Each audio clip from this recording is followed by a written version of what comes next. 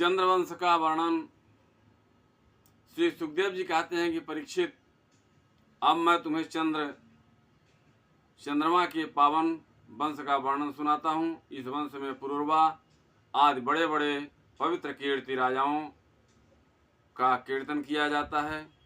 सहस्त्र वाले सिर वाले विराट पुरुष नारायण की नाभि सरोवर से कमल से ब्रह्मा जी की उत्पत्ति हुई और ब्रह्मा जी के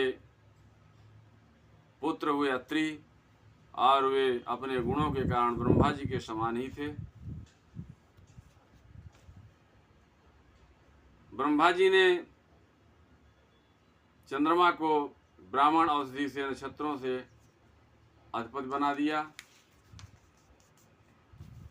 उन्होंने तीनों लोकों में विजय प्राप्त की और राजसूय यज्ञ किया। उसमें उनका घमंड बढ़ गया और उन्होंने बलपूर्वक बृहस्पति की पत्नी तारा को हर लिया।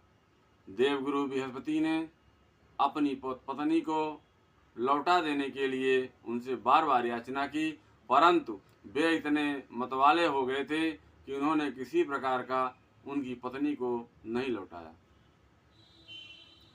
परिस्थिति में उनके लिए देवता और दानव में घोर संग्राम छिड़ गया।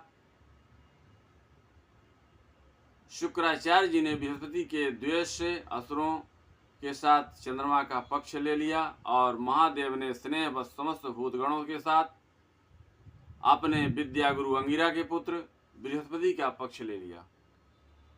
देवराज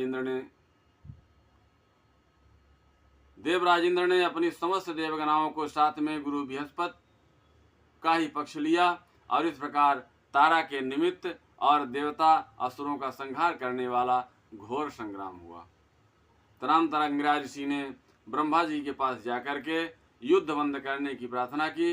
इस पर ब्रह्मा जी ने चंद्रमा को बहुत डांटा, फटकार लगाया और तारा को उसके पति बृहस्पति के हवाले कर दिया। जब बृहस्पति को यह मालूम हुआ कि तारा तो गर्भवती है, तब उन्होंने कहा, हे दुष्ट, मेरे क्षेत्र में यह तो किसी दूसरे का गर्भ है, इसे तू अभी परित्याग कर दे, तुरंत त्याग कर दे। इस पर मैं तुझे जलाऊंगा नहीं, क्योंकि एक तो तू स्त्री है और दूसरे मुझे संतान की कामना है। देवी होने के कारण तू निर्दोष भी है। अपने पति की बात सुनकर तारा अत्यंत लज्जित हो गई और उसे